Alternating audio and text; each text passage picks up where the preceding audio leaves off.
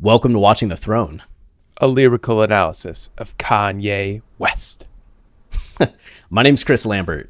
My name is Travis Bean, and have you listened to Baby Keem's new album, Chris? I still have like 3 or 4 songs left. Okay. Yeah, I actually haven't done a full listen through myself yet, but that guy, you know what? He has potential. He does. You know, it seems like he's been outside for a long time, but he's finally starting to make his way inside. Yeah, soon he's going to be on that Tame Impala level, you know, adored by both critics and hip-hop heads alike. It's going to be amazing for him. Tame Impala is a band like a lot of people in the hip-hop community seem to love. I've never actually listened to Tame Impala. Oh, really? They're like psychedelic rock, you know, like indie. I guess they're indie technically, but they've kind of blown up bigger than that at this point. Yeah, I checked out the Disciple song, which is something we're going to be talking about because it's relevant to Praise God and Baby Keem. Look how we've worked that all together. And I was kind of jarred by what it sounded like. I didn't expect it because I was reading the lyrics a few times and I was like, okay, this is going to be like a somber song. I have no idea what to expect. And then I turned it on. I was like, oh, this is a little like psychedelic, like more psychedelic funky than I thought it would be. Yeah. It's, I know several people who like to get high a lot who like Tame Impala, so it all makes sense. It makes They're a cool band, though. I haven't done a deep dive in them, but I've listened to a lot of their stuff, and I get why a lot of people are into them, especially in hip-hop, like that kind of like... Actually, their music kind of reminds me of Donda a little bit. It's very atmospheric and wavering. It's cool. I feel like Currents would be an album I'd expect you to love, but I've never listened to Currents. I've listened to Currents. I've definitely listened to it, but I don't really... I mean, I listened to it back when it came out. I probably have to listen to it again.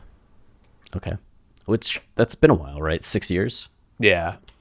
I think Tame Impala was a band that I was like, oh, I have to be into them. I'm a music lover. Like, you should like them. And I didn't quite get into them at first, so I listened to Currents and maybe didn't love it. But now the more I hear them, the more I really like them. So I should probably go back in. Nice. Well, if there's a reason for that, or a good excuse to do that, it's Praise God. It should be hopefully turning some Kanye fans into Tame Impala listeners because of the reference that Baby Keem gives us. And we'll get into more of why it's a very relevant reference later on in this episode. Yeah, Tame Impala listeners and Gwendolyn Brooks readers. Hopefully those are the two groups we convert this today. Yeah, what a broad swath of culture we bring to the table via talking Kanye lyrics. It's not actually us. So in addition to those two, we also hope to deepen your appreciation for Kanye West. Of course. Always the goal. Always the goal. We don't always do it. Maybe usually don't do it, but today we will. Fingers crossed. So we are talking Praise God. It is track number 6 on Donda. We're just barreling through this album. Yeah, 1/4 of the way through the album now. When we finish this episode, we'll be 1/4 of the way. Yeah. Right now, we're not. I can feel it. We're getting there. We'll look back on this episode at some point. And this episode does feel a little bit of a turning point to me in terms of some of the tone. We talked about how Donda Chant kind of establishes this initial vibe and feeling of like trying to calm yourself or remember someone or just channel a certain energy. We talked about how, oh God, why am I blanking on her name? Selena Johnson. Yeah. Talked about how Donda Chant came about because she and Kanye were having a discussion about wanting to have something that was healing and meaningful. And they talked about how chanting, or she talked to Kanye about how chanting was meditative and supposed to be healing. And that's how Donda Chant came up, and how much that contrasts or gives us a nice tension between that initial idea of healing energy and jail, and how jail kind of formally starts us in this place of negative energy, whether you're in a legitimate physical prison or you're just in more of a emotional, spiritual, social prison, brought there by your own actions. And it's a song that kind of sets up this idea of getting out of jail and what is the process of getting out of jail. And we see on God Breathed and Off the Grid that Kanye is coming at things from a little bit more of an egotistical perspective, maybe even an entitled perspective at times. Still kind of combative, still flexing on people. But Hurricane starts to feel a little bit of a transition as Kanye turns more reflective, starts thinking about his own behavior, his own mistakes, in a way that is a lot more thoughtful than how he is behaving or talking on God Breathed and Off the Grid. And you have Weeknd really reinforcing this notion of going from night to day and walking on water because you're feeling inspired by God and protected by God, but then also this immediate fear of drowning that comes about because you're not supposed to be walking on water, which gets back to the story of, who was it? It wasn't Peter. Was it Peter? I believe it was Peter. Peter getting out of the boat after Jesus had been walking on water, and he walks on water for a few seconds? I don't think a few minutes. I wasn't there, but it didn't sound like that long. So they're on a boat out at sea. Jesus tells him he can walk on water, and he does until he doubts. And it's in that moment of doubt that he starts to drown, and Jesus is the one that saves him. So you have this tension then established on Hurricane between this faith that's allowing you to walk on water, but then also this doubt that still comes in, that means that you're no longer walking on water, but potentially drowning, which is reinforced by references we've gotten over God Breathed, Off the Grid, Hurricane, and as we'll see continue all the way to Heaven and Hell, mostly as the tipping point of angels and God versus devil and demons, with the Weeknd's like second to last line or third to last line, something like that, on Hurricane talking about this devil on his shoulder, demon on his shoulder. So we have this tension heading into Praise God, but Praise God really does have more, I think, praise aspect to it, more of a humbleness to it that we only saw in Kanye in Hurricane, but definitely contrasts in a lot of ways from the Kanye we are hearing on Jail, God Breathed, and Off the Grid. Yeah, there's some interesting tension going on in this song, just like we saw in Hurricane, where a lot of the lines like offset each other. There's like a balance to the song where like any positivity or any upward motion you're seeing is countered by something negative, which I think really gets at what you talk about, this battle between God and angels versus devil and demons. And really we can expand that to just like any adversity you're facing in life, like this desire to live a more balanced life, to live a higher life, to move past these demons in your life, and how difficult that can be given your situation, whether it's personal, going through a divorce, losing your mom, to something much bigger, fitting into society, the oppression your entire race faces on a daily basis, like this bigger thing you're fighting for. All of that is going on constantly, and it's reinforced by the sound as well, which is a mix a lot of like brash noises. Like I'm thinking of like the drums on Jail, or just the intensity of Off the Grid, versus like just creepy graveyard walking like we see in God Breathe, and like we see on Praise God. And also like the kind of emptiness to the soundscape, a lot of like reverberation, a lot of bass. It's a very different sound for a Kanye album, and everything we're talking about, like while Kanye does do the like, good versus evil, like moving past your demons, that's a constant theme we see on his albums, it does feel different here on Donda. Like it feels more expansive. There's much more environment painting. Like there's much more going on in terms of like creating that aura and that atmosphere, and how difficult it can be to function in that when that kind of conflict exists in your life. And then he really stretched out even more now to everybody featured on the album, which this is the first time I feel like in any of Kanye's albums that the people's verses aren't just really additions to what Kanye's going through, but a lot of it feels really personal, and people, a lot of younger Black men talking about their experiences in this country and like things they've been dealing with, and how it lines up with Kanye as well, and what Kanye's fighting for. Like it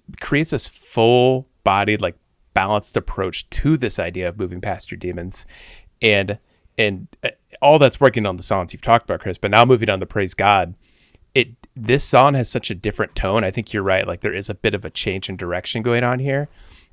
Like it is fully steeped in that graveyard feel, like wanting to rise up from it. Like there's such hope and aspiration in this song. And I feel like we're starting to see like the slow rise of the spirit, like coming out of that graveyard and getting to the, lighter, poppier songs that we'll see later in the album. They get lighter and poppier as the album goes, more spiritual, more gospel-y. And as that happens, we see Kanye changing as well, and like, reaching that end goal of moving past all those bad things in your life and, finding something good in the wake of your divorce, like reconnecting with your mom, like feeling connected with God, like all of these positive things that happen by the end of the album. Yeah, which is just kind of the major indication in any narrative work or concept work.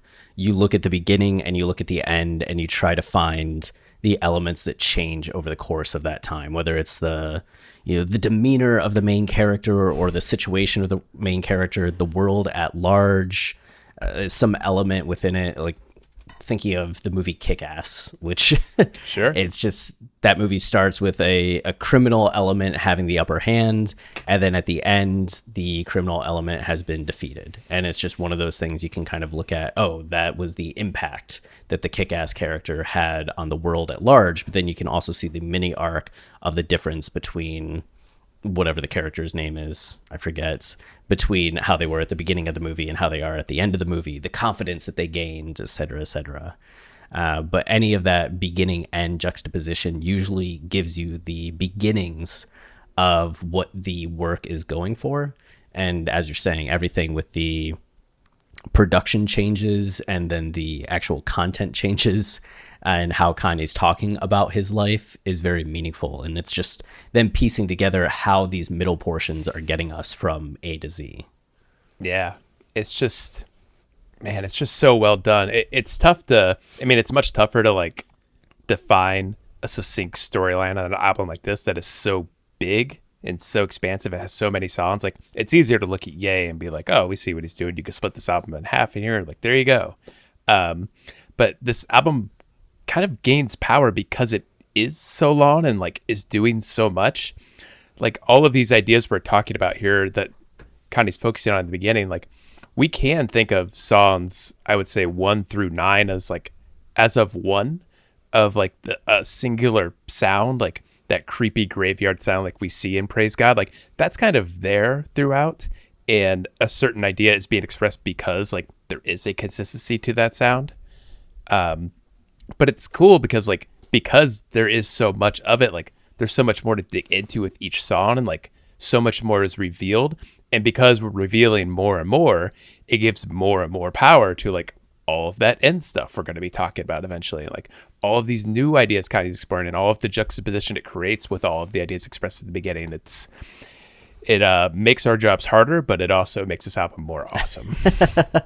Yeah, it's exciting, right? Because as you point out, it was thrilling when we, I think, unlocked or broke open or understood the 313 structures of Ye and Kids See Ghosts, or the 515 structure of Jesus is King, and seeing that contrast between, okay, these songs are getting at this one method of behavior, and then you have the tipping point, and then you have the follow-up that's the right way of doing things, or the better way of doing things.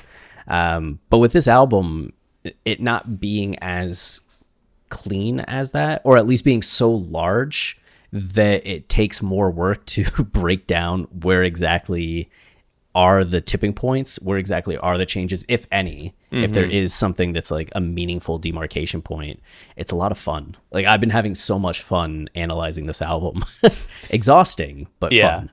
It is fun because like there is some level of, we know Yeezus so well that when we sit down to do our 2.0 of that season, like it's just not as exciting to talk about an album you already know front to back. Like it's so cool to, it will be exciting. I can't wait to do it because we always discover new stuff. But something like this, especially when there's this much material to go through, there's just new revelations every day. Yeah. every single day. And, you know, I do like what you're saying, like tracks 1 through 9, because if you look at tracks 10 through 14, our initial theory was 1 through 14 was Act 1 and 15 through 23 was Act 2, with Donda Chant and Donda being the start of each act. But you can also do 1 through 9, then 10 through 14 as a middle act. Believe What I Say, 24, Remote Control, Moon, Heaven and Hell, which all I think are kind of, as you're saying, very different from the previous 9 tracks, but also unique from tracks 15 through 23. But if you do that division, it's 9, 4, or 9, 5, 9, which is a pretty clean balance, much like how we saw with Jesus is King, which was 515, Ye and Kids See Ghosts, which were 313. So if Kanye is going with this balanced structure in the previous albums, I don't know if that's something to continue into this, but it does feel more balanced than 14 14 than 9. And then we have Mega Cow 2 Reddit user was pitching us a theory that it's actually 599. So you would go Donda Chant through Hurricane, Praise God through Heaven and Hell, then Donda through No Child Left Behind. But you could also do 959. So I don't know. I think it will be curious to figure out what breakpoints we end up on by the end of the season. Yeah. I mean, obviously we don't know now, but yeah, that it could be any of those things. That a 3-part structure would make sense to me, given like we had 3 listening parties, and there could be like, you know, hell, purgatory, heaven. But right. Yeah, obviously we don't know enough right now to pitch that as a conclusive answer. Right. And I mean, you just think like the College Dropout had 3 acts. I'm pretty sure Graduation was 3 acts. Late Registration was 3 acts. My Beautiful Dark Twisted Fantasy, kind of.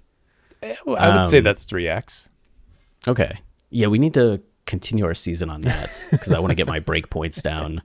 And then Yeezus, 3 acts. Life of Pablo is 3 acts. Yeah, 3 or 4. Yeah, right. So we see that pretty consistently with Kanye's discography. It would be the first time they could do just like 2 acts. So him thinking in 3s would make more sense. Yeah.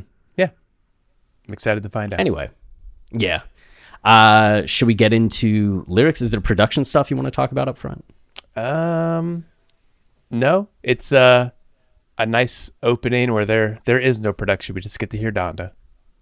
Yeah, which this is the first appearance of Donda on the album, which it's kind of interesting because while it's Donda talking, it's not part of the speech that she makes later in the album. So it's still not Donda by proxy, but I wonder if there's maybe something to that we go from Donda Chant to Donda quoting someone else to getting quotes from Donda herself. Oh, right. I don't know if that's anything or nothing. I hadn't thought of that. I mean, I do think there's something. Yeah, actually, that kind of makes sense.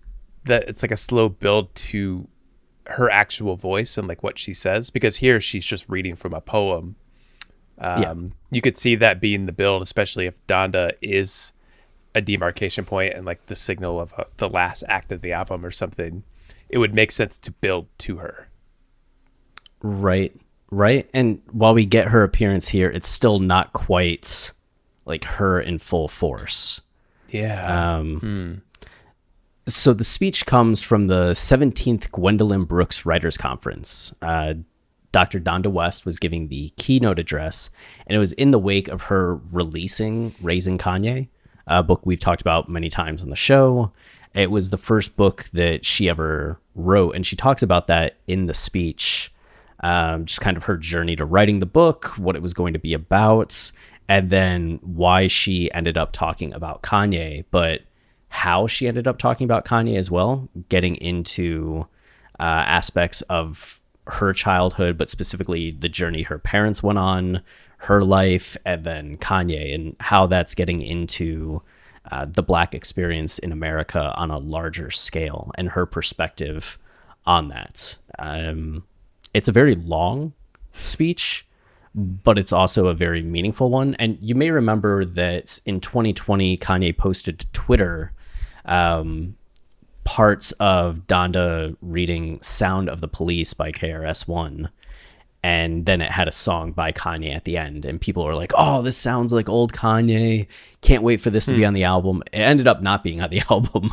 But that sound clip comes from this speech in particular, as does the clip that we get for Donda. So Kanye really came back to this speech multiple times over this last year and was just pulling content from it.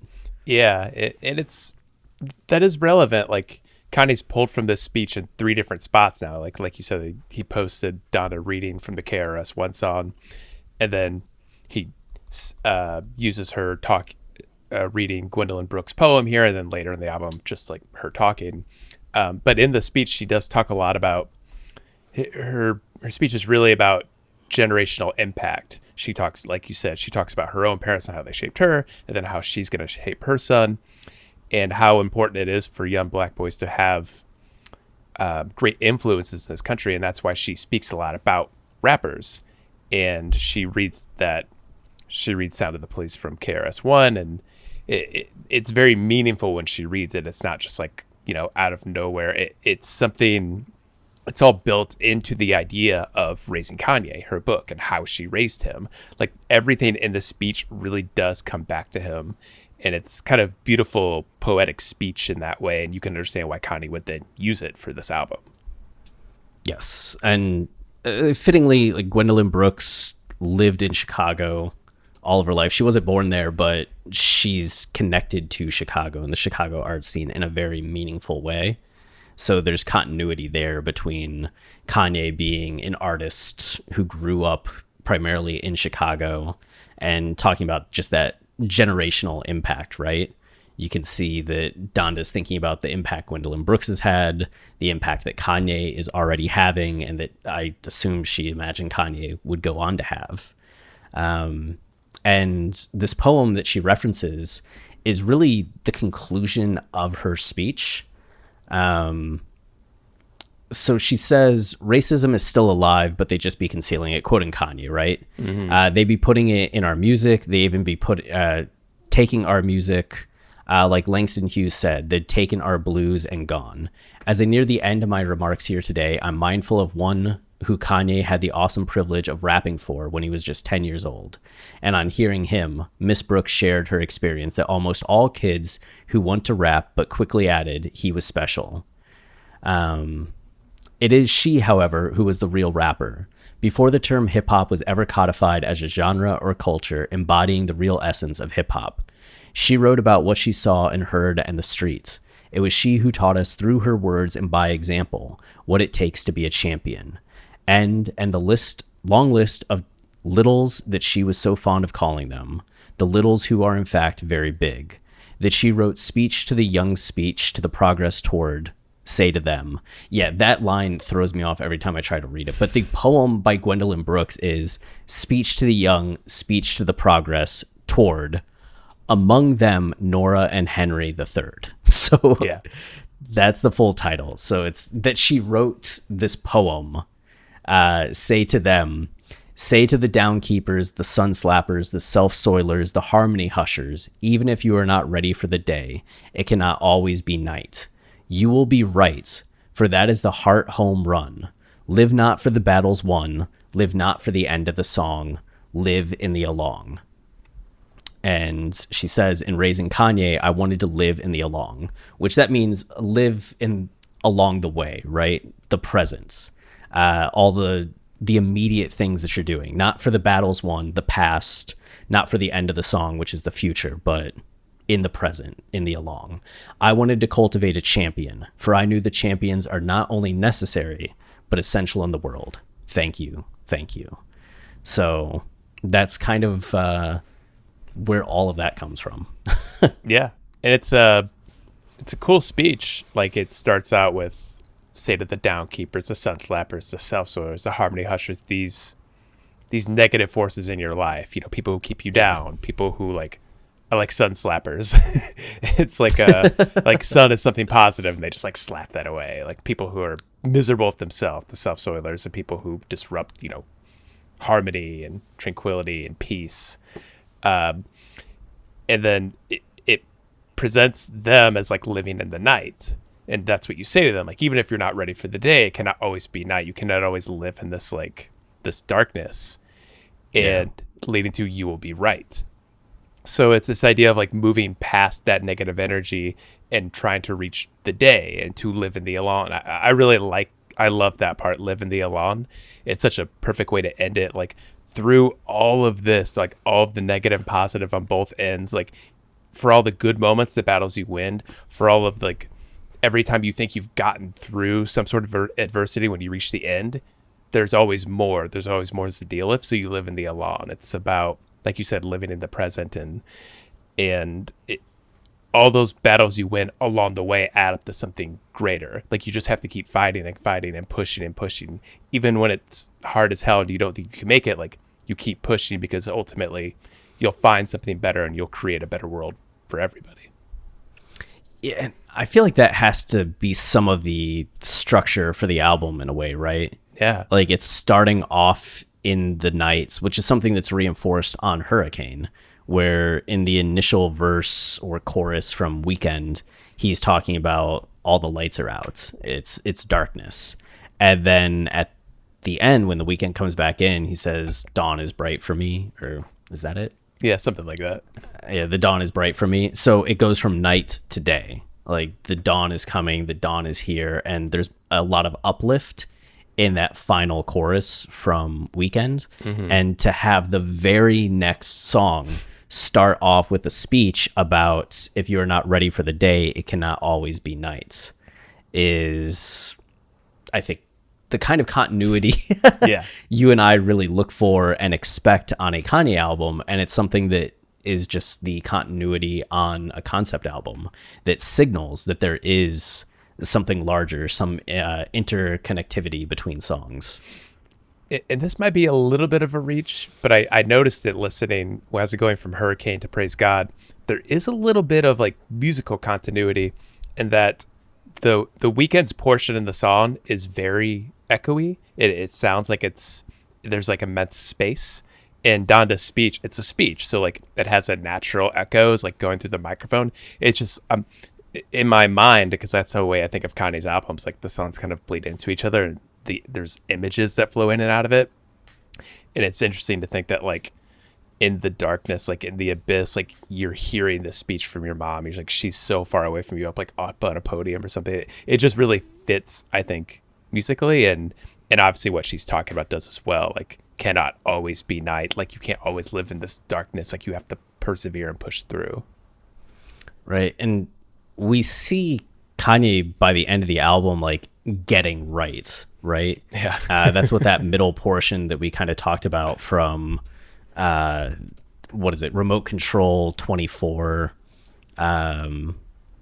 Moon, Heaven and Hell, to Donda, Keep My Spirit Alive, Jesus Lord, is all Kanye getting right. Mm-hmm. And then New Again, Television, Lord I Need You, Pure Souls, Come to Life, all feels like Kanye kind of getting over the past, right? Mm. The highs and lows of the past, and focusing more on what he's going to do in his new present. Yeah. Now that things are different, and not so worried about the end of the song, et cetera, et cetera. I think you can just start to apply a lot of this to the album itself. I mean, that makes sense to me. As Donda said, like, Kanye rapped for Gwendolyn Brooks when he was 10, which is like, to me, that's that opened up a lot. Like, oh, like Kanye has met Gwendolyn Brooks. Like, she's an important part of his life. Like, he's not just talking about some random poem from this random woman. Like, she's from Chicago. She spent time in the streets of the Chicago youth and like wrote poems for the youth to uplift their spirits, to move past like all these problems, unique problems like they face in their lives. This is a very crucial poem to Kanye, and I think, as you're saying, the album itself. Like, there's a reason he's using this poem on his album. It's not by accident. I don't know. So I'm on the poetrysociety.org listing for the poem. Yeah. And, Poetry Society of America. And at the top, I don't know why, it says Atlanta over the title of the poem. I don't know if it was something that she delivered in Atlanta. Yeah, maybe. Or what. But it was also from a book called Blacks that she wrote that was printed by a Chicago press. It's just with Kanye feeling his roots in Atlanta, as well as Chicago, and the two listening parties, or the main listening parties taking place in those two cities. This poem feels very much in rhythm with that, if it has some connection to Atlanta as well. Totally. And a lot of rappers from both Atlanta and Chicago in the early part of the album too. Yeah, right? Man. It's never by accident. Kanye. All right, so we have that kicking things off, and we get that it cannot always be night, and then we go right into Travis Scott's. Oh yeah. Which it's funny because hearing Travis Scott, you're like, yeah, well, what a great feature by Travis, and then I look at the lyrics and I'm like, what? I feel that way. I'm usually when I look at Travis Scott lyrics, he's more about a vibe and an energy. If you read his lyrics, you generally get what he's talking about.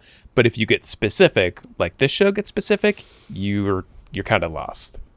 Yeah, it breaks my brain a little bit, as you all know how specific I like to get with these kinds of things. So he starts off with serve, flex, I do work, which, you could think of that as serving a flex, or he does service, but he also flexes. So it can be a little bit of yin and yang about giving, but also showing how much you've gotten. But then it could also just be I'm serving you the flex, which is just a flex. Yeah. I do work. He does do work, puts in the time and effort, and goes from the idea of doing work to 6, I'm like Mike, referring to Michael Jordan having 6 NBA championships. So that's kind of the work that he does and the quality and level of work that he does. It's the flex that he can make is being like Michael Jordan. He's out of sight and gives us a little woo. Mike is just above and beyond everyone else, which would also be I'm also above and beyond anyone else. You done got me piped, which was a line I had never really thought of until I looked at the lyrics, and set me for a little bit of a loop, as I'd only heard piped in one connotation.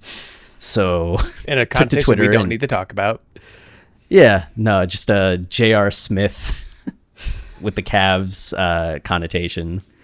That's a deep NBA cut for anybody that is into NBA. But then Twitter helped me out by saying it can just mean hyped as well. So yeah, you done got me piped. So Travis Scott just getting excited, hyped up, ready to rage.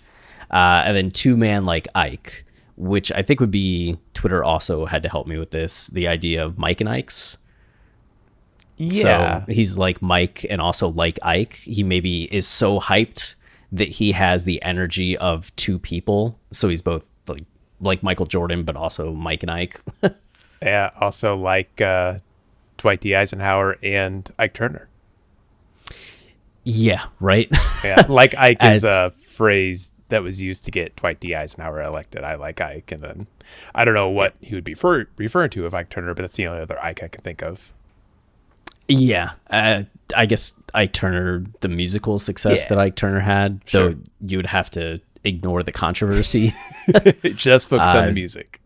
Yeah, the Ike Turner. I think Ike Turner, when most people think about him now, it's more in context of what he did to Tina Turner rather than his musical career. But so any of those things, Mike and Ike, Dwight D. Eisenhower, Ike Turner, or Ike from Super Smash Brothers. Maybe Travis is big into Super Smash Brothers. Know that Ike is one of the tier S characters, and is just giving that a shout out.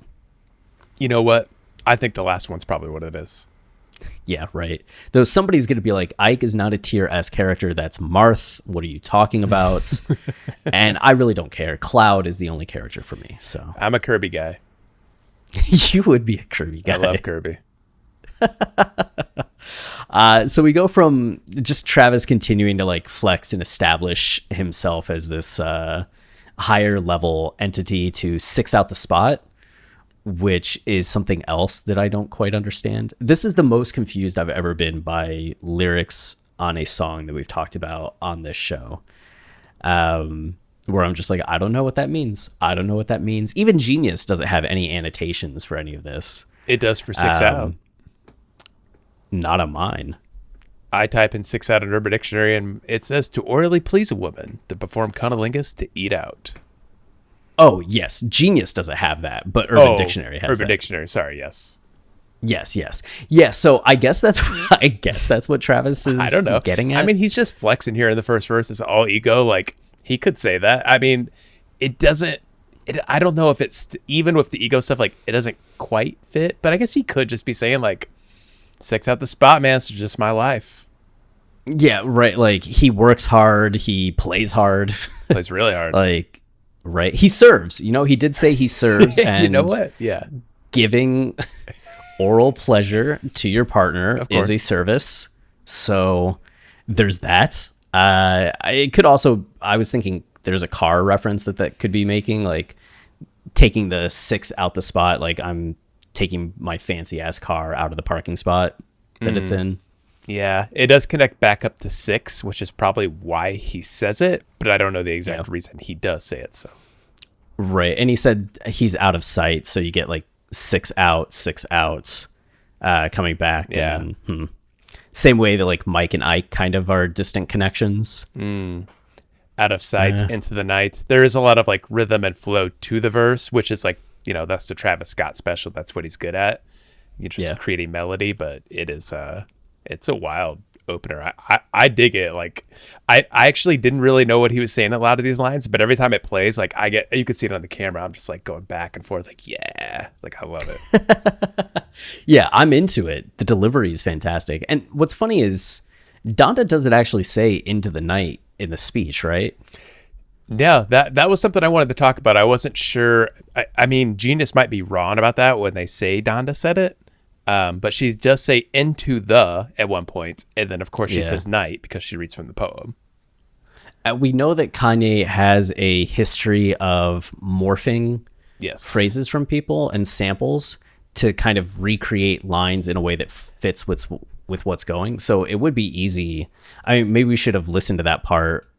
She's talking about no riding the L train in Chicago. To me, it simply was not safe, and safety came first. With kids being beaten up and sometimes killed for their jackets or gym shoes, riding the L was just not an option, no matter how uncool not riding the L might be, especially for a preppy kid trying to break into the rap game.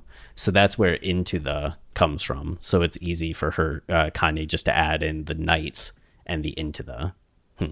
Yeah. But he has morphed lyrics before. Didn't he do it on Gold Digger? Yeah, he did a little bit on Gold Digger. He did on 30 Hours. That's right. And there was another. I have like two more times in my head, but I can't actually think about what they actually were. But I feel like there have been at least 4 times we've talked about it. 30 Hours. It's the Arthur Russell. I think the sample that he makes. It sounds like he makes it sound like he says 30 hours, right? Yeah, which is actually supposed to be like to the islands or something. It's just not supposed to sound anything like 30 hours. And people are often like, how did he do that? Yeah. So cool. So him making that morph, it feels like, the implications would be something like into the night, like we are now heading into the night, where we had talked about, even if you're not ready for the day, it cannot always be night. And it's almost like Travis's verse here is the bridge that's now leading us into the night, and the rest of the song is kind of taking place in this nighttime element, which is setting up the idea that we're moving towards daylight, which was a song that was going to be on the album that ended up getting cut, a song called Daylight that's now going to be on Vori's album. So I wonder if that song was made with this idea in mind. I really love that. Like, this is a cool part of Kanye's albums. We talked a little bit about about this on Jesus is King, where like at the beginning of the album when Kanye's like, very brash and in your face and contentious, like there's negativity to that because you can't live your life like that all the fucking time. But there's also like a spiritual warfare element to it, and that you can't avoid the night. You can't avoid the bad things. So you have to persevere through them, and you should fight. You should fight for what you think is right.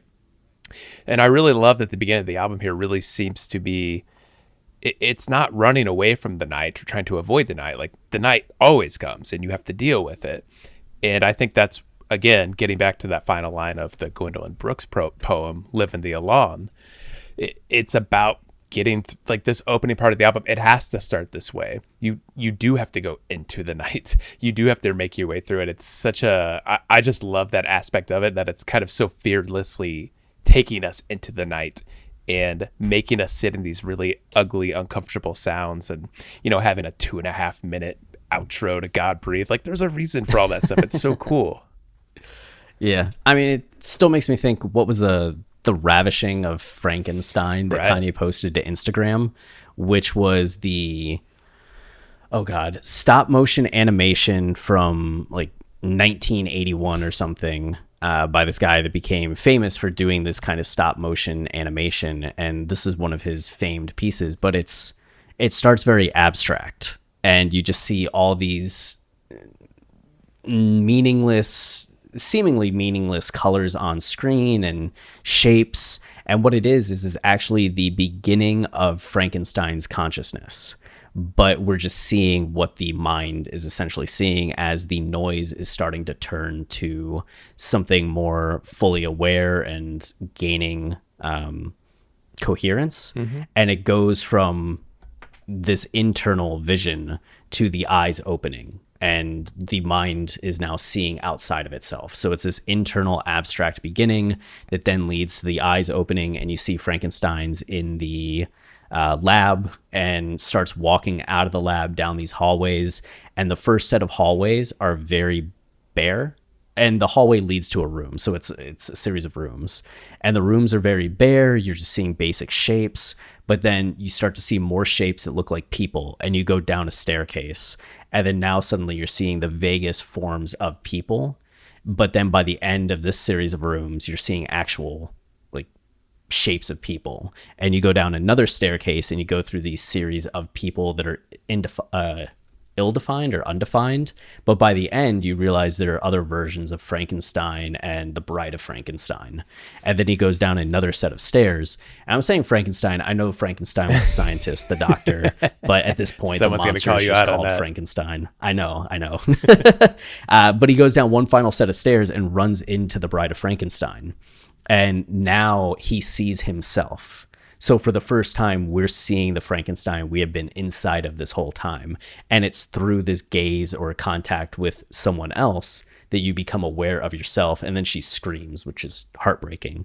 But I feel like Kanye posting that also gives some sense to what this album is, where it's this journey through these rooms of understanding, where it starts off in one space and then you go down a level and you have a deeper understanding of your surroundings. You go down another level. So it's like this early part of the album where you're in the nighttime, you have one set of understanding, and then you go down a level and it's another level up in terms of consciousness. And you go down another level and it's another level up in terms of consciousness. Yeah.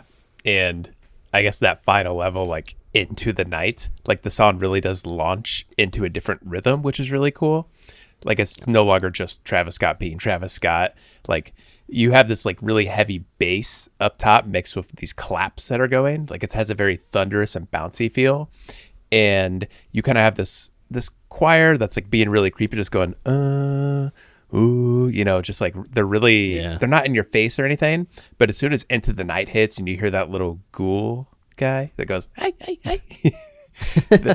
who will become like a permanent fixture throughout the song, just kind of like creep it in wherever it feels like. Then you get like that choir becomes this like low murmur. It's like where it's like it like keeps like going up, and it'll like go up and increase in tempo and die back down. Like it keeps going up and down, and it's cool. It's it's a change from that like slow paced creepy tone to like something bigger and that like takes up more of the space, I guess. Yeah, and I feel like that choir is just an important backdrop in general to maybe like the daylights or the sense of the day, given how the choir is so associated with gospel and religion. Yeah, and we get organ in the song too. It's just another awesome moment where those gospelly sounds we're so used to are used in such a new and inventive way. A very experimental, arty way that, like, what else would you expect from Kanye? But of course, like, it'll juxtapose later when, like, things are much more, not necessarily traditional, but, like, much more boisterous and upbeat and, like, you know, reaching out to God. Like, and it's just much more uplifting at some point. Does this song in some ways remind you of, like, Closed on Sundays? Yeah, it definitely has that feel. It's just like that new wave gospel creepy element to it. Yeah, I mean, that song of all the songs of Jesus is King, like, creates the most images in my mind. Like, it really creates this idea of like you're walking through like a dark forest or something. Like, and so many songs at the beginning of this album here do that kind of thing. Yeah. Okay. So Into the Night. Yeah, I'm shaking the drop, which I don't know what that means. You think of like the drop, I guess, in a song is like, you know, when shit goes crazy. So he's just like rocking the beat drop. So like the beat dropped and now it's me coming in and I'm like, I'm shaking that, I'm rocking that. And I'm still on top. Like he's not going to fall or whatever.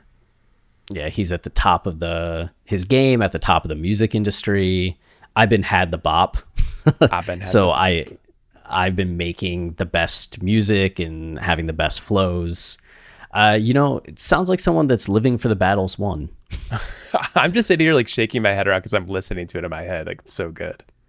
Yeah, it flows really well. But I'm just thinking about like a contrast between how Travis Scott feels like he's embodying Kanye and God Breathed and Off the Grid and bringing that similar energy, and where Kanye is actually bringing a much more balanced energy to it. And then Baby Keem feels like he's the other side of things, right? He's not as successful as Travis Scott.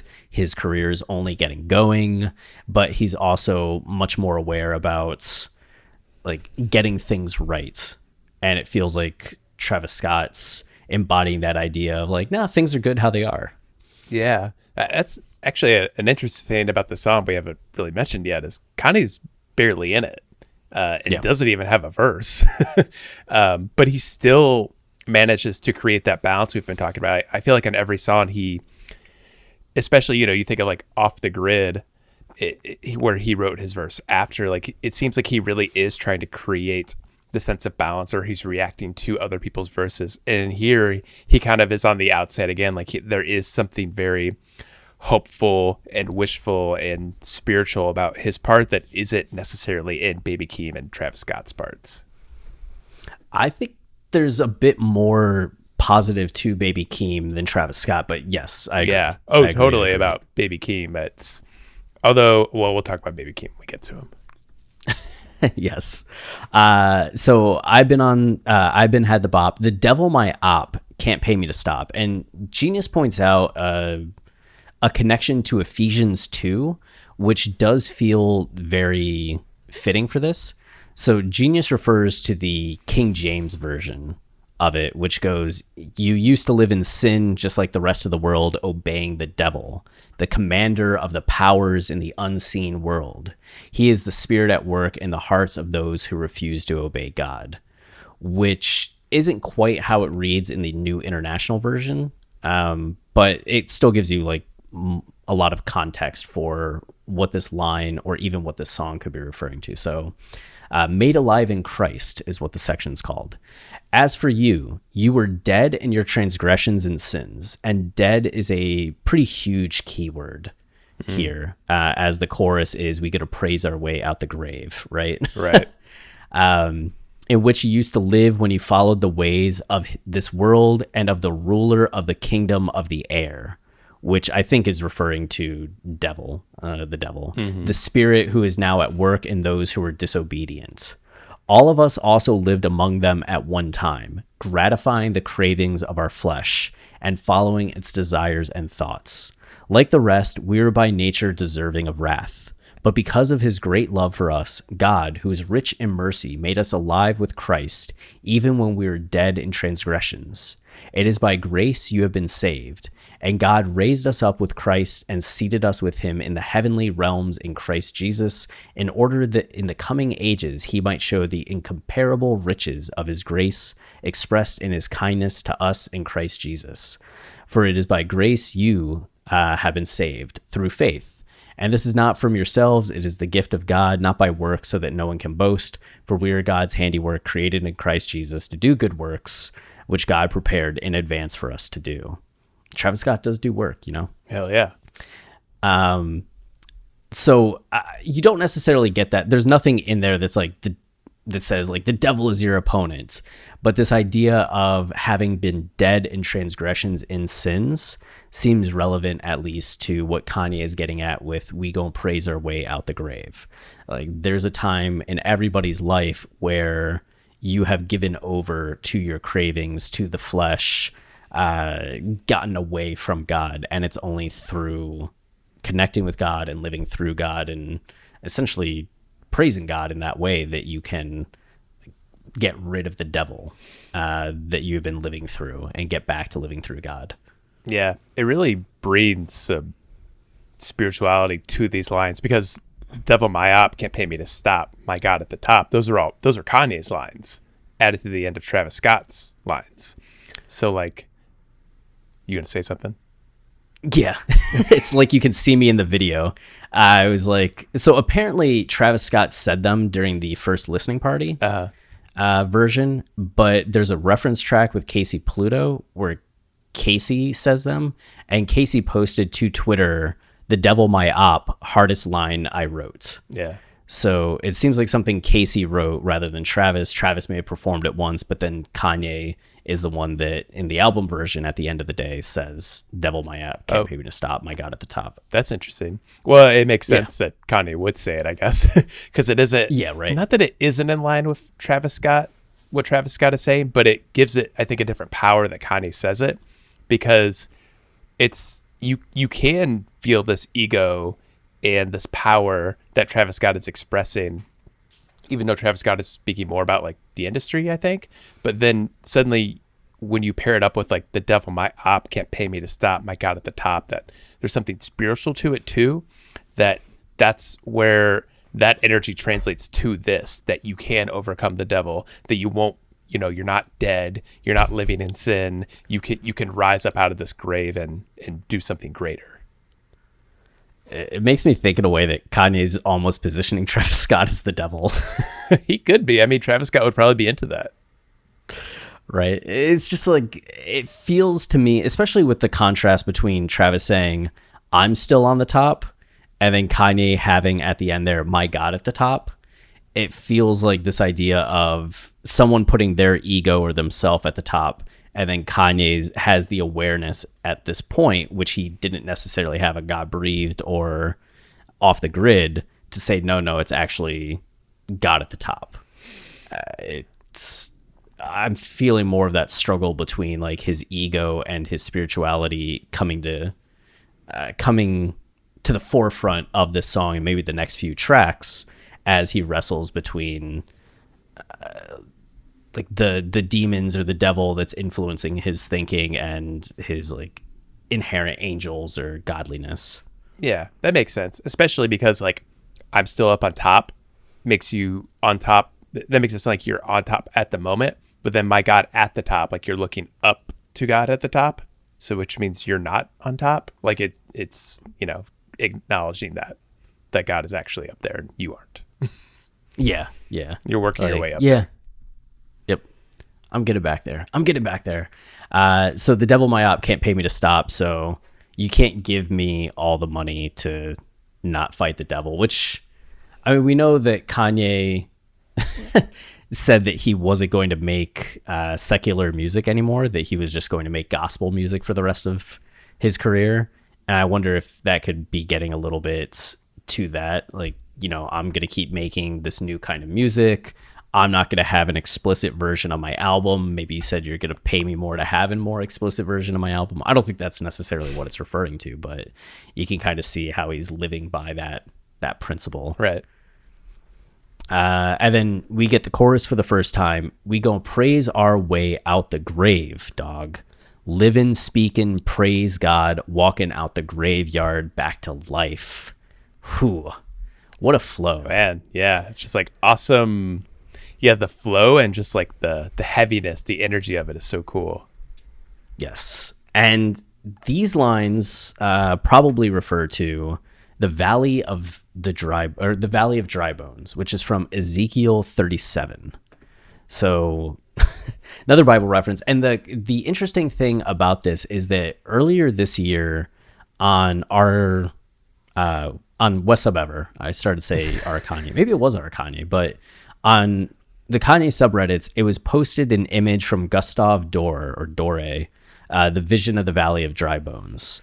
And it's this really striking picture. Like Gustave's biblical illuminations are very powerful in general. Dude was excessively talented, and the art's very compelling and evocative. It's a lot of black and white. But in the Valley of Dry Bones, you see in the foreground, in the like middle portion of the picture, in the lower half, all of these skeletons and all of these bodies piled on top of each other. And then in the upper portion, in the upper half, you see a dark sky with a figure standing on the center right on a hillside looking down at all of these bodies and bones more in the background. And the sky around that person is a little brighter and more illuminated. And it's just them observing what this valley is. So it's a very dramatic image, but apparently this was the initial cover art, or what Kanye wanted the cover art for So Help Me God to be inspired by. So Kanye saw this, I'm guessing knew the Bible passage that it referred to, and was going to use it for So Help Me God, but then ended up changing to the, was it the Mary Magdalene? Mm-hmm. Like 3 M's or 4 M's that he ended up getting tattooed on himself. Before changing it to Swish, Waves, and then eventually The Life of Pablo. But Kanye had a connection to this artwork from the Vision of the Valley of Dry Bones. So, the Valley of Dry Bones, Ezekiel 37. The hand of the Lord was on me, and he brought me out by the Spirit of the Lord and set me in the middle of a valley. It was full of bones. He led me back and forth among them, and I saw a great many bones on the floor of the valley, bones that were very dry. He asked me, Son of man, can these bones live? I said, Sovereign Lord, you alone know. Then he said to me, Prophesy to these bones and say to them, Dry bones, hear the word of the Lord. This is what the Sovereign Lord says to these bones. I will make breath. The little annotation figure made me think of a period. I will make breath enter you, and you will come to life. I will attach tendons to you and make flesh come upon you and cover you with skin. I will put breath in you, and you will come to life. Then you will know that I am the Lord. So I prophesied as I was commanded, and as I was prophesying, there was a noise, a rattling sound, and the bones came together, bone to bone. I looked, and tendons and flesh appeared on them, and skin covered them, but there was no breath in them. Then he said to me, Prophesy to the breath, prophesy, son of man, and say to it, This is what the Sovereign Lord says. Come, breath, from the 4 winds, and breathe into these slain, that they may live. So I prophesied as he commanded me, and breath entered them. They came to life and stood up on their feet, a vast army. Then he said to me, Son of man, these bones are the people of Israel.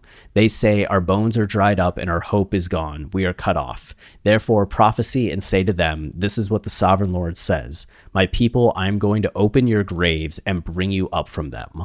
I will bring you back to the land of Israel. Then you, my people, will know that I am the Lord when I open your graves and bring you up from them. I will put my spirit in you, and you will live, and I will settle you in your own land. Then you will know that I, the Lord, have spoken, and I have done it, declares the Lord. So there are a lot of key words jumping out there, right? Like breathe. Talking about breath. Yeah. Breath, breathe, God breathed.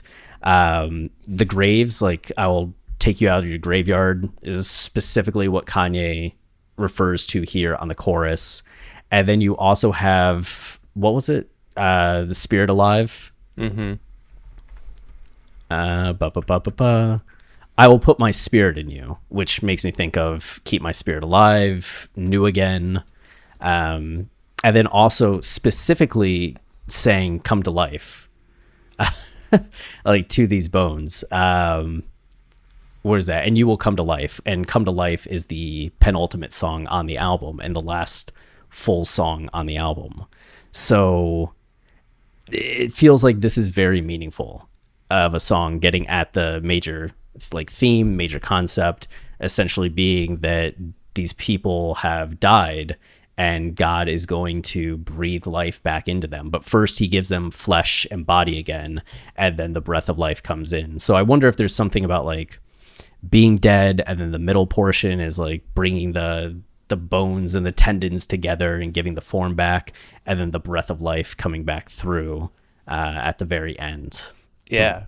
It's I mean, you look at that passage and it's compact. Like it covers a lot of ground in a short amount of time. I feel like you're saying, you see that journey stretched out over the course of the album. And when you think of it that way, and you know, you think of it as like an 80-something minute album where Kanye's going through so much mental turmoil and looking at these bigger problems in the world, and you apply this idea of breathing life back into people and rising them up again. You think of that little scenario painted in that passage, like it's stretched out and given so much life and detail and personality through the course of this album.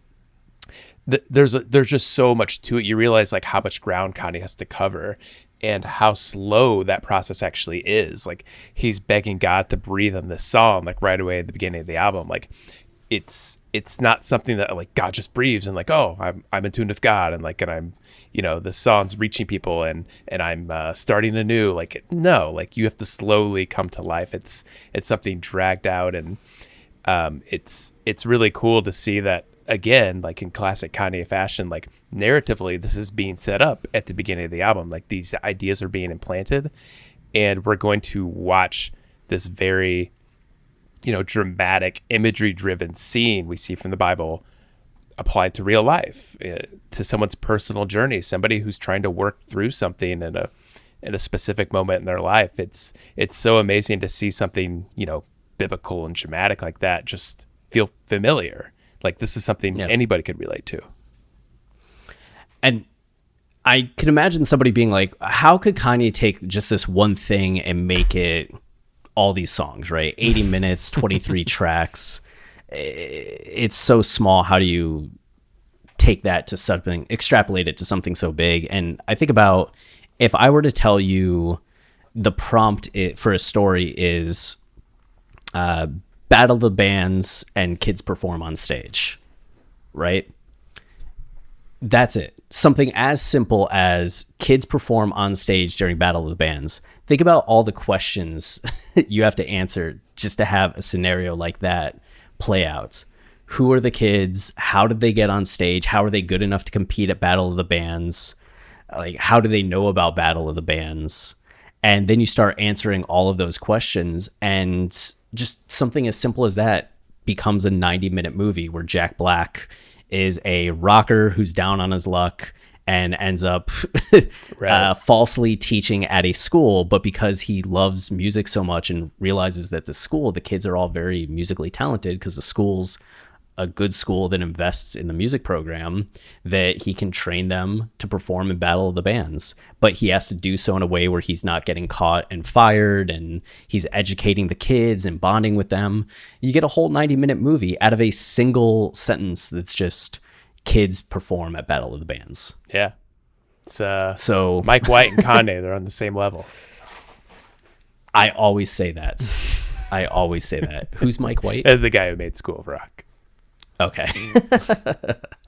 Yeah, there it is. So Valley of Dry Bones, if you look at that and you're like, okay, how can we turn this into a story? You start answering the questions of, you know, who's in the grave? How did they get there? How do they come back to life? And all of that. And it becomes something like this. Yeah. And this is, again, part of the removing of the ego. Is like, it almost felt like Kanye like thought he had that power. And in a lot of ways, he does. He does have that power with his words and his impact on the world. But the relinquishing of the ego, to getting back in tune with God and giving power over to God, like that's a big part of this journey as well. Is Kanye like he has to fix himself before like he can even understand the problems of the world and know how to like help people. Like it all comes back to God and giving yourself over to God and allowing Him to like guide you. Yep. And notice the future tense. It's not like we praised our way out of the grave, which would be past tense, or we praise our way out of the grave, which would be present tense. It's we gonna praise our way out the grave. We're going to praise our way out the grave. So it's something that will happen, not something that has happened. So that's one of the little ways in which this isn't happening in the moment, but foreshadows what's going to happen further on the album. Yeah. So they're going to praise their way out, walking out of the graveyard back to life. It just hasn't happened yet. But come to life is the payoff. Yeah. I serve, follow your word, see with new sight, into the night. So it almost feels like that's what's happening in the present right now, right? Like Kanye is serving, he's going to follow the word or is following the word, seeing with new sight. But in doing that, he has to head into the night and make it through the night into the day in order to get to where he's going. So this is now the mission that's ahead. Man, I love that final line because it pairs Kanye directly with Donda, if this is Donda saying these words. Where like the first three lines, like we're gonna praise our way out the grave, like he's moving, and then at the end, I serve, follow your word. It like keeps in step with into the night. It's a very like dramatic, I don't know, it's just musically it's very cool. It is. This would also be the closest we've gotten to, I don't want to say like maybe I do want to say like the divine comedy theory. Oh, okay. With the idea that what's his face, Dante ends up going into the Inferno to have a better understanding of God and the world and himself, and Virgil's the one that guides him. And he goes down into the Inferno, into purgatory, and then Virgil goes away, and it's Beatrice, this woman that he's thought of as his muse, and he wasn't his wife and was never like a lover or romantic love interest, but was just someone that back in the day people would have their muses. There were often people that they weren't necessarily close to, but they just kind of adored from afar, and grafted onto them all of these like high-minded thoughts and feelings. It's Beatrice that guides him through paradise or heaven and starts to explain a lot of that world to him. But this idea of like see with new sight and heading into the night makes me think of Dante heading into the Inferno in order to see everything new again, but having to go into the Inferno in order to eventually reach paradise. I mean, we know Kanye's familiar with the story. He's basically used it for both the Yeezus story and the Donda rollout. So yeah, I could see that being part of it. Yep. So if you're looking for any kind of connection to that on the album, I think this would be the first main instance where you could at least point to it as a potential connection. Yeah, sure. And then Baby Keem, nope, Oh, I jumped ahead. Yeah. So verse 2, Travis Scott, yeah, this life I'm living, all the advice been tipped in. It's so funny to hear you reading the lines because it's so different from Travis Scott. All the advice been tipped in. There's such like musicality to the way he says it. It's just funny to hear anybody like just read it. Yeah, me just be like, all the advice been tipped in. Gave me that grip, no slipping. You're also saying it with like this inquisitive tone because you're like, what is he saying? Yeah, right. I mean, I hear all the advice been tipped in, and I just think about the idea of like basketball, and you like tip in the ball, so it's like what the advice he's been given, he's like tipped it in, or he's at least like considering it. I don't know. Yeah, it's just advice he's been given, I think is all it means. Okay. Or he's like giving advice to others is like tip in the bill that he's paying. I don't know. Could be. We got to get him on the show and find out. Travis. Explain everything to Travis. I don't know if we can have another Travis on the show, though. My ego might be too big. Yeah, it'd be hard. I'd be like, so Travis, tell me. And you'd be like, yes, you meant. No, actually, I'll say it right now. If Travis Scott agrees to come on the show, I'll change my name legally. What would you change it to? I'll just go Bean, just like one word. It'll be easier. You just become Bean. Bean. Welcome to Watching the Throne, a lyrical analysis of Kanye West. I'm Chris Lambert. I'm Bean. I always give it a little oomph. A little extra gas on it. All right. It seems worthwhile to make this happen now. I mean, if it seriously gets Travis Scott at the show, like, I'll do it. That's the thing that sells him. I know he's listening, so this is a promise. Travis, just hear us out. So gave me that grip, no slipping. So maybe that's what he's saying. Like, all the advice that I've been given, like, gave me a grip on things, so I'm not slipping. Right. But then he says, out of my mind went tripping, which feels like a contrast. Yeah. Another verse in this album that is creating tension. Just like, it's not just like, oh, like I'm on this path upward and like God's great. It's like you're noting the struggles in life. Yeah. Like, I think no slipping, then all of a sudden out of my mind went tripping. Tell me take two when I'm on one. So I think that might be my favorite line from Travis on this. It's just so good. Like, you're on one can be like you're on a trip, or you're just already on like a pill or something. And it's like, no, take two. Yeah. But there's just something about the idea of like, I'm on one. I'm already on a trip. I'm already doing something. And you're asking me to like escalate, go a little further. It feels like a step too far. That lookout like no one. I guess the person that's on the lookout doesn't like anyone. I feel like it's all just a build to this last line. Keep it real, tight like your son. Like, it's all like you're just noting all of these things that would make you not keep it tight, but like you keep trying to persevere. You keep pushing forward.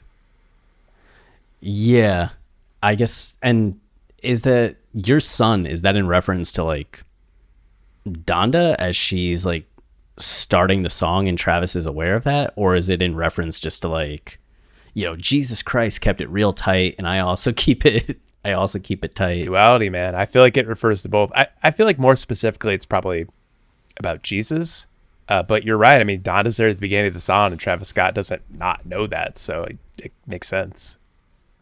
Yeah. Huh. And then Kanye comes in, goes, your son. Like, it's almost like he's adding on. I don't know. It gives emphasis to that line and makes it seem like it could be more than just one thing. Yeah. That's not the only time. Oh, Jay-Z talked specifically to Donda. Oh, right. Yeah. So, but he did that after Travis Scott did this. Yeah. And Jay-Z knew Donda. Yes. Okay. So we kind of have that. It sets up a little bit more tension than Travis Scott's first, where it's just like I'm great. I'm on top. You have Kanye kind of adding some contrast to Travis by saying, God at the top, not just you, yeah. But then Travis introducing a little bit more tension in his life at the end here. Yeah. And that could flow a little bit more into what Kanye's saying again with the chorus of we go praise our way out the grave, live and speak and praise God. Like, part of me just wonders if Kanye's using Travis Scott as kind of an example of someone whose perspective has been more of someone that's in the grave, the same way that Kanye's perspective might have been more in the grave and off the grid and God breathed in jail. Yeah, it's really like Kanye's forcing spirituality into the song. Again, not really in the song that much, but the parts he's in, he's bringing in more and more of God, which I think would be fitting leading the Baby Keem's part, which is the only real musical change that happens throughout the song. Like, it's a lot of bass. You hear that little creepy ghoul guy come in and out. But then the organ comes in here and it like gives the song like, a very spiritual power it didn't have before. Yeah. And Keem, is a little weird on the song, but I love Keem's it. I love this verse so much. Yeah, I'm into it. It's funny that people say this is like the worst guest feature on the album because I truly don't think there's a bad guest feature on the album, and I'm really into like all the energy that Keem's bringing and how much he goes for it. Oh, it's a vibe, man. It's great. Yeah, and it's really like long, especially in comparison to what Travis, Kanye are doing. So Keem pretty much dominates the song, but it feels fitting to me to have somebody where you have Travis and Kanye that are so established to have Keem, right? Getting the shine and having a little bit of like the youthful energy come back in the same way that 5EO got to really stand out on Off the Grid as well, in comparison to Cardi and Kanye. Yeah, I was thinking of that too. I was thinking of 5EO, and there just seems there's some sort of meaning to letting Baby Keem, like, this becomes his song, basically.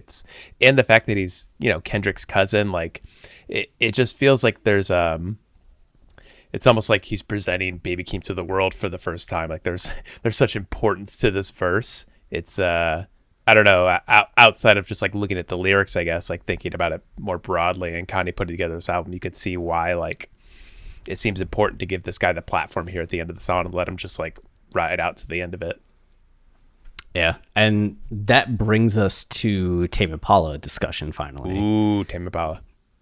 So Baby Keem says, still outside, still outside, still outside, still outside, Tame Impala, Tame Impala, Tame Impala, stay outside. I'm still outside, I'm still outside, still outside. Another case where I know how he says it in my head, and it's just so funny to hear you read it. Yeah. And so that's coming from, we imagine, because he got asked about it. There's this video clip that went like Kanye community viral, I know at least, where Keem's like signing autographs and somebody's like, yo, why'd you say Tame Impala? And Keem just kind of laughs and says Tame Impala is like N-words. Tame Impala is guys. Like, just that they're awesome, like shouting them out. But in the song Disciples, you get Tame Impala in the first verse saying, because I was still unsure, but it's something I'm used to. And I could tell by your face, no one's ever been rude to you. But I could tell you things that I can't say to anyone. And you came round today, but you didn't stay very long. So just somebody that's a little bit unconfident in a relationship, connecting with somebody and feeling like they have a bit of a connection where they can talk to each other about things. Then the bridge comes through. Now it's like the world owes you, walking around like everybody should know you. I want to be like we used to, but now you're worried whose audience will lose you. So this person that the speaker had a connection with and had a relationship with, not necessarily like a romantic relationship, but at least a friendly relationship, is changed. They become a little bit more famous. They're more aware of having people pay attention to them, and they're so caught up with that it's changed the dynamic of the friendship that the speaker had with this person. So then verse 2 comes through, and I had no idea what that feeling could do to you. And I could tell you've changed. So right there, right? By the people around you, I used to take the long way just so I could walk past your door. I used to wait outside, but I guess I won't anymore. There's so much I want to tell you, so much I want to tell you. So this person that was a friend now had for a little bit continued to try to be there for this other person and connect with this other person. And that's what they meant by I used to wait outside, but I guess I won't anymore. So whatever relationship they had is over. So Keem seems to be referring to this line, I used to wait outside, by saying, still outside, I'm still outside. So you could take that a few ways, as in, I'm still outside because I'm outside the industry, and I'm just like waiting for my chance to get into the industry. Or you could read it as, I'm still there waiting for this person who has changed to support them and be there for them. Like, I haven't given up on them yet. So you could kind of take away either of those things, or maybe you have your own interpretations, but those would be the two primary ways that I'm looking at it. Yeah, that all makes sense. It's also just like, it's if you're going beyond like attaching meaning to it, what I really like about these first few lines in his verse is it's like he's giving his verse its own intro. Like he's creating hype around his verse, which is something I look at Off the Grid. I kind of feel like that's what Playboi Carti's doing, is you could read like, like that opening with him where he's mixing of Kanye along with his verse. Like it feels like he's just like leading into this, like the meat of it and like what he's going to say and like the lines we can actually connect and like see a story forming. I feel like that's what's happening here, and I really like that as a trend with new rappers. I feel like I've been seeing this more and more, where like you don't just launch into your verse like Fivio did. You create an atmosphere, you set the tone, you create this space for your verse to then flourish. It's really cool. Yeah, I like it. And he changes it up a little bit, right? Because he creates that initial space and then says, let's get right, let's get right, let's get right. Yeah, it's all part of it, yeah. Yeah, which is something he kind of brings back through the verse. So you get that initial like intro and then this motif that he's going to return to. But the let's get right does call back. It might seem a little disconnected if you don't know the Gwendolyn Brooks poem. But when you know the Gwendolyn Brooks poem, with even if you are not ready for the day, it cannot always be night. You will be right, for that is the hard home run. Yeah. Oh yeah, they have the wrong lyrics, unless Kanye changed that. Or no, they have the wrong thing in the Genius annotation. For that is the heart home run is what I said earlier, but it's for that is the hard home run. Oh, okay. That makes a lot more sense. Yeah, right. For that is the heart home run. I just thought it was kind of like lame.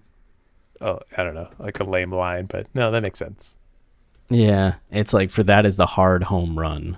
So it's like the hard thing to do, but you will be right. So that's what she's saying is like, it cannot always be night. You will be right. At some point, you will be right. And Keem saying here, let's get right, let's get right, let's get right, which just makes me think back to the Tame Impala line too. Like this person that has changed and this other person used to stand outside, but now isn't standing there anymore. And it's almost like Keem saying, I'm still outside. Let's get right together. Like I'm still here for you. Like we're going to make sure that night becomes day again together. I'm going to be there, which I like that continuity a lot. But then you could also still look at it as career. Like Keem's outside, he wants to get inside, and let's get right as in like, let me get inside, which a lot of his verse is about going from outside the industry and his early days before his career took off to now being far more successful. Yeah, it's a mix of like industry talk and just himself personally and like the things you work through and looks back at himself and things he's gone through. It's a cool mix of all that, and I think as you're pointing out, is it's set up really well. There's a kind of hopefulness to the beginning of his verse, him saying like let's get right over and over and over. Like it seems ridiculous that he says over and over until you realize that he's referencing the poem and what that poem means to this entire album. Like it feels very much part of the entire journey Kanye's going on with the album and referring to this poem and everything. So I think it gives this verse a lot of a meaning. Like it feels like poetic in that sense and part of everything. Right, especially with how it follows directly Kanye saying we go praise our way out the grave. You can imagine let's get right is like that in reference to that as well. Whether or not you want to connect it to the Gwendolyn Brooks, we at least have the context of Kanye saying like we're going to praise our way out the grave, like into the nights, and Keem saying let's get right, which has the connection through the rhyme. It just seems to pay off on Kanye talking about like, getting out of the grave. So I feel like that's also setting up this idea that at some point on the album, Kanye will get rights, and we know that he does. Man, who would have thought Kendrick Lamar's cousin would be so in tune with the narrative aspirations of Kanye? Didn't see that coming. And one of the cool things on Melodic Blue is that, why am I failing to, oh no, I need the track list. Pull it up. Melodic Blue track list. One of the cool things is Issues is the 5th song, right? Mm-hmm. And on Issues, you hear the drums that he uses on Scars, which is track 11. They get foreshadowed at points on the song. They're not as forefront and not as dominant as they are on Scars, but they make an appearance early on. And that's so cool to me because issues can lead to scars, right? Mm-hmm. Like you have some problems, the problems create wounds, and then the wounds heal to scars. So it's like early on in the album, he's bringing up the fact that there are these issues, and then you have the drama play out, and then Scars seems to be this tipping point of, okay, those issues are now scars, and I can move forward into the next chapter. Love it. So, yeah, I think Keem has that same, at least conceptual awareness, or at least between issues and scars. Yeah. Awesome. Okay. So let's get right. Hey, I can't do it, but I appreciate the attempt. Yeah, thank you. Look at new scenes. I open my life. I'm subject to memes. So as Keem has started to share more of himself and step into the limelight, put himself out there, he has become subject to memes, which I guess people were memeing some of his song lyrics and things. So he's just kind of saying that, you know, as you step into the public space, you put yourself out there and people will do what they do. I signed a few guys. I polished their dreams. So it's not just that he is leveling up. He's now like helping others like get on and carry forward, which gets at some of the idea of generational impact that you talked about with Gwendolyn Brooks, with Donda's speech. It seems to be something that Kanye has been concerned about, or one of the subtextual motifs that Kanye is concerned about is making sure that younger artists have this spotlight. An angel on earth, come under my wing, which wow, that's pretty egotistical. It's you know, you're carrying the word of God, you're helping people. I don't know. Yeah, I guess there is a lot of ego to it, but there's also something like if you're trying to be less cynical, like something godly to it, something spiritual to it. Yeah. And he's like likes being a mentor, you know? Right. Yeah. The heart of a teacher. Stop running your publishers. I don't know what that means. I mean, I guess it's like industry talk, right? Like, right. So he's talking about how he's signed people, he's polishing their dreams, and this seems to be advice he's given. Like, stop running your publishers. They publish the headlines and say the wrong things. So now he's starting to kind of give this mentor-like advice to people. It's just, I don't quite know what the verb running would translate to. Yeah, right. I don't know specifically, but yeah, the broader implication is like, don't be anybody's, you know, thing. Like, be your own person. Not necessarily be independent, but be in control of your music and your message. Yeah. That there's something powerful to that, because the publishers will get the wrong things published and just kind of create some headaches and problems. Yeah. Some issues, you know? Yep. Y'all treat your Lord and Savior like renter's insurance. You know what I mean? Who? So what? Renter's insurance is something that you get when you move into a place, and it's kind of, if anything goes wrong, you have this to fall back on because it'll pay in case there's a flood or a fire or damages, some unexpected loss. But it's not something that you're actively engaging with. And so that seems to be the criticism that Baby Keem is leveling, is that y'all treat religion, you treat the Lord and Savior like renter's insurance, something that's there in case you get in trouble, but not something that you're actively connected to, participating with, which kind of plays into the idea that Let's Get Right is more spiritually concerned, right? But does dovetail the spiritual concerns with the career concerns. Yeah, I also think it's a purposeful use of renter's insurance instead of like homeowner's insurance. Like you're just renting a space, and the Lord and God, that you're not like full time, spiritual. Yeah, right. Instead of the house of the Lord, it's just like the downtown apartment of the Lord, the studio of the Lord.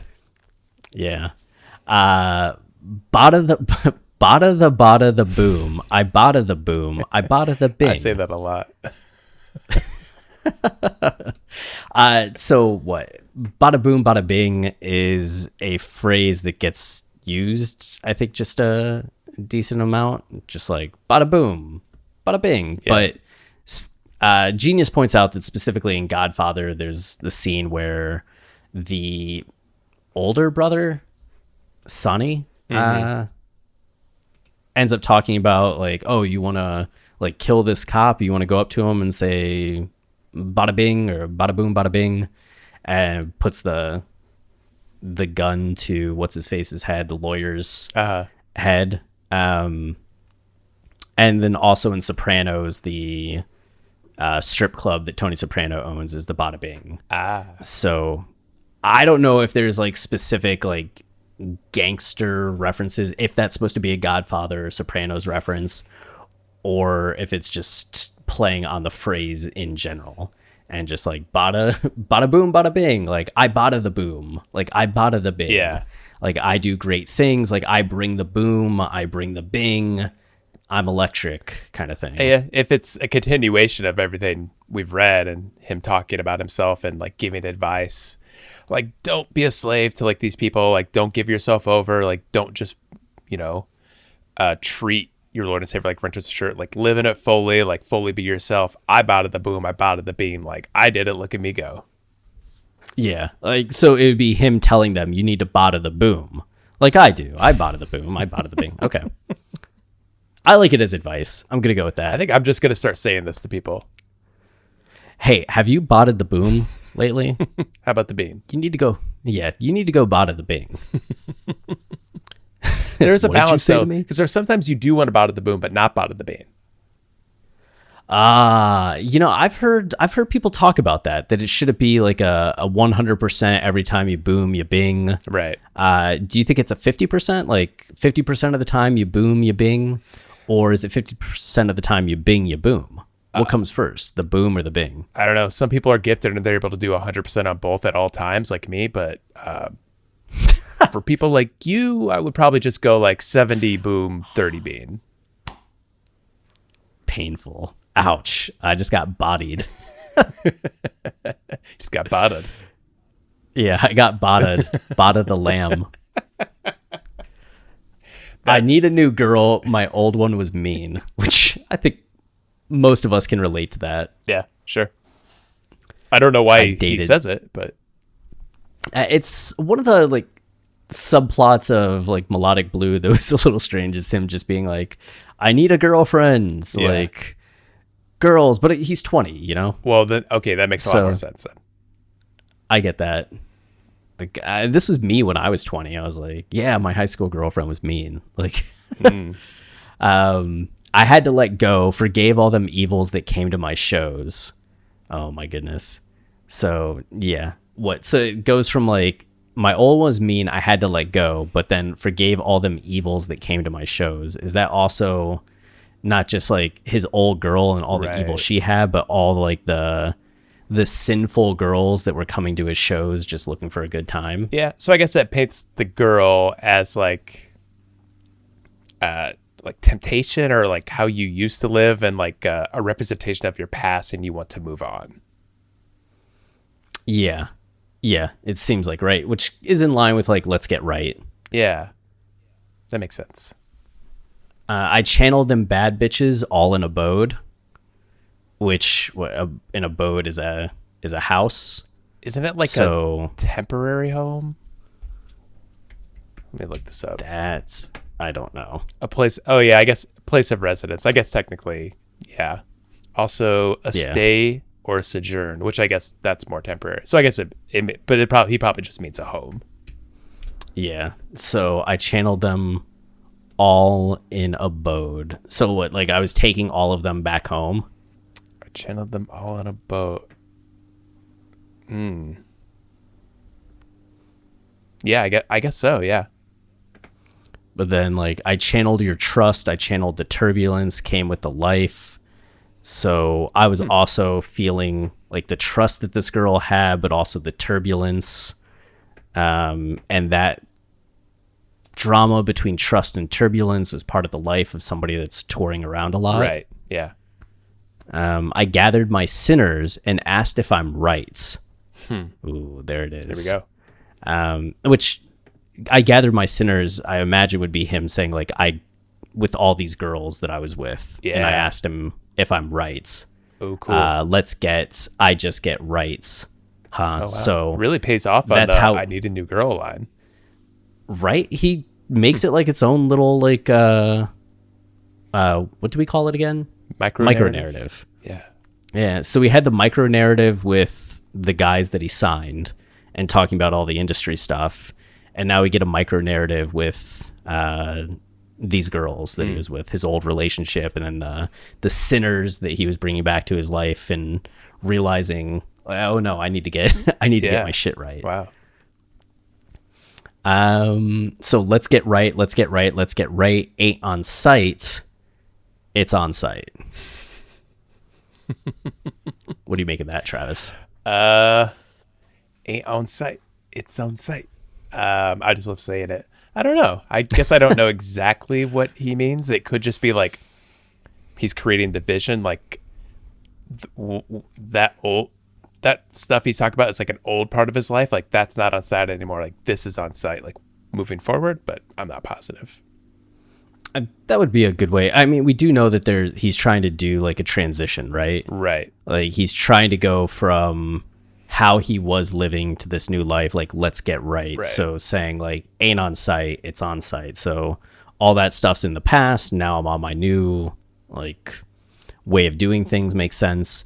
I like that somebody in the comments for the Genius annotation, we had Coach One saying probably a reference to Jay-Z's verse on Jail, which would be impossible since Keem's verse predated Jay-Z's verse on Jail.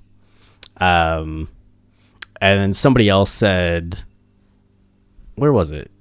If you don't mess with Kanye's song On Site, it's on site.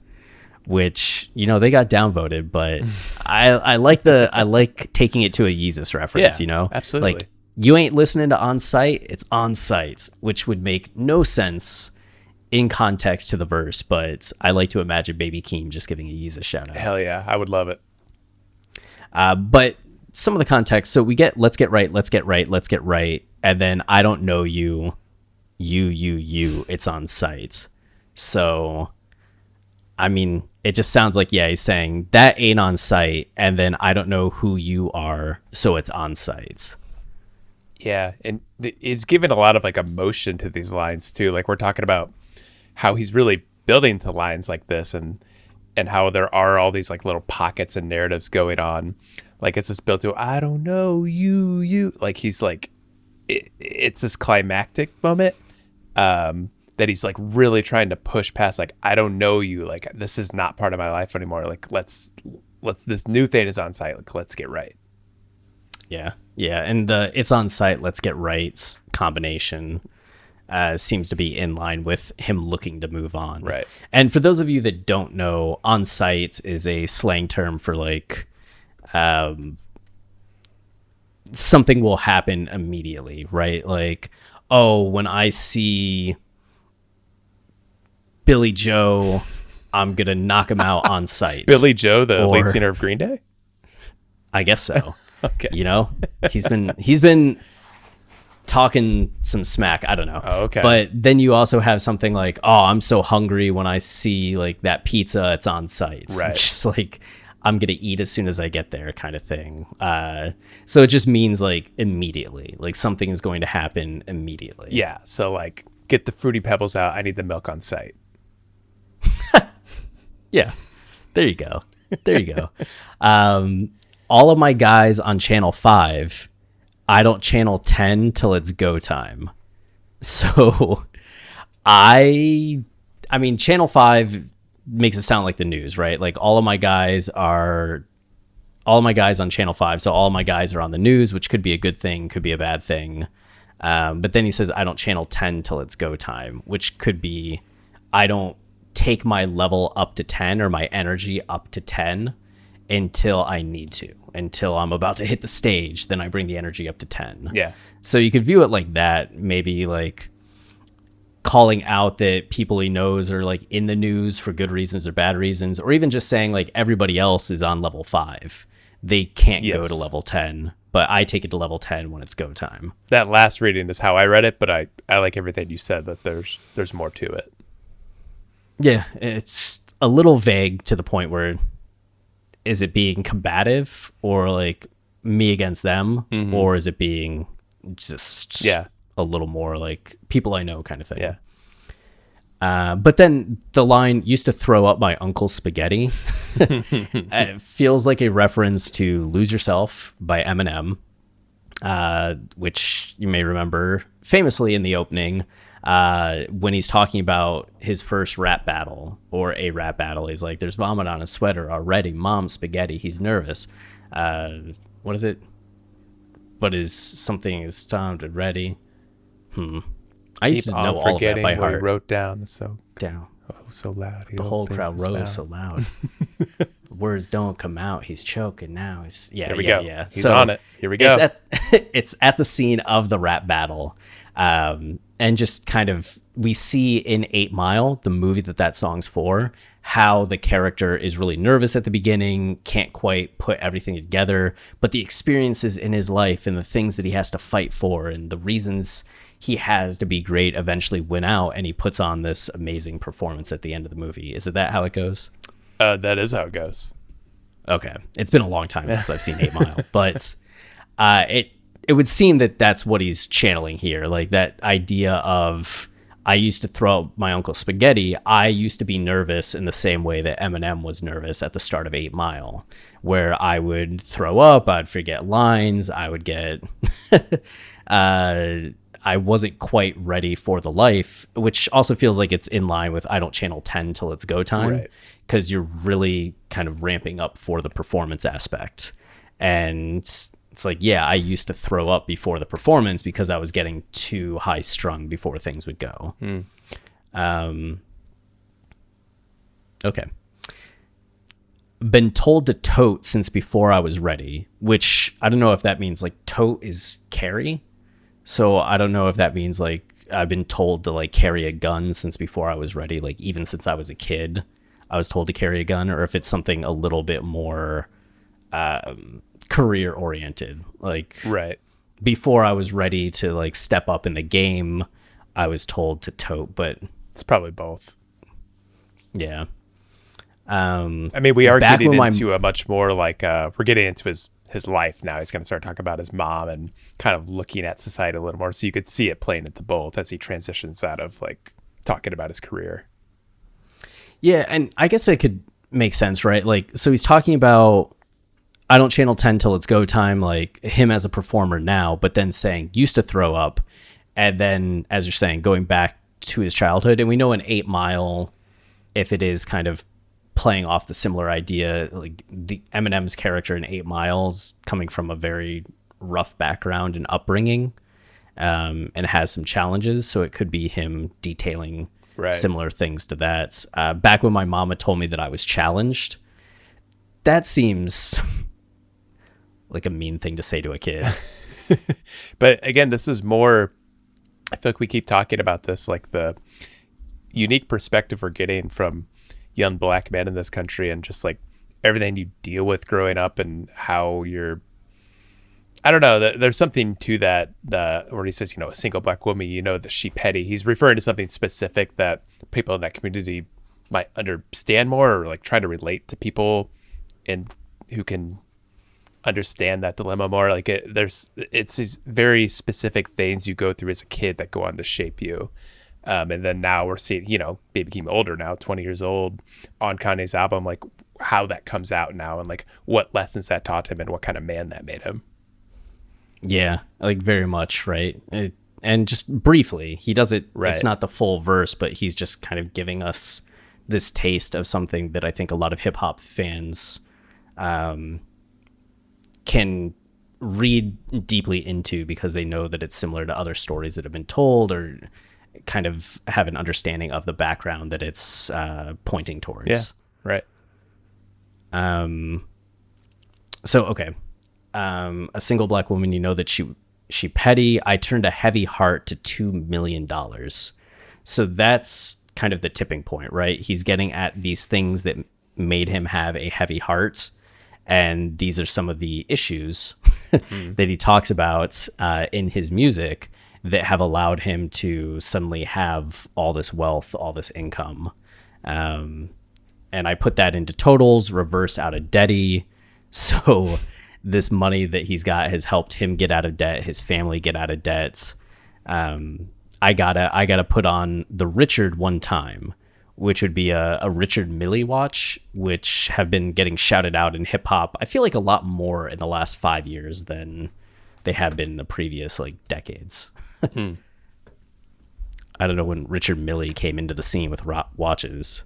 I'm so watch ignorant that I'm just like, I'm nodding to what you're saying. He has these big watch faces that are pretty like gear oriented. So they have a lot of like empty spaces, but you can see some of the gears. But I don't know how long like Millie has been around. Oh, the company was founded in 2001. Okay, so you can imagine it maybe takes like a decade for the brand to catch on. I just have a Garmin sports watch for my runs, so. Nice. Nice. Flex that. Write a rap song. Yeah. Talk about your Garmin. Yeah, I copped out and bought one of the cheap ones. Look at me go. Spendthrift. I got to put on the Richard one time. I snort the powder with magic one time. Is that just getting at like he hit cocaine one time? Is that the powder with magic? Since people talk about cocaine giving you that like energy burst that makes you feel like you can like do anything or like break through a wall like you're the Kool-Aid man. Yeah, that's interesting. Like he has to put on a Richard one time. He needs to snort the powder one time. Like he needs just like a taste of all these little things. Like it doesn't even. It seems to. It's just speaking to that young energy. Like all these things you aspire to do.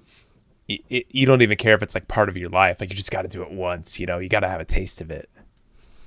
And it kind of goes back in some ways to the earlier, what was it? It wasn't Ezekiel, Ephesians 2, where you're getting at the idea that at some point, all of us kind of give over to the devil, to these cravings, these urges. But then eventually, like, you get right and you come back to life. And I wonder if there's something to that, to where like he finally has the success, and the first thing that he's thinking of is like he gets out of debt, but then immediately starts doing some of these like superficial, indulgent things that might be more associated with the demons and devils aspect than the angels and God aspect. Yeah, that makes sense. I know some white people serving no time. Yeah, which gets at the hypocrisy of the justice system. Right. Which, like, especially following up, like, snort the powder with magic one time. Like, how many people do drugs and the disparity between black incarceration? No, what is it? Incarceration rates versus white incarceration rates. So I got to do it for me, do it for pray for me. Yeah. Which this idea of like, I got to do it for me. Like I got to do these things, but pray for me because I'm going to be doing these things. Yeah. Do it for all the ones dying.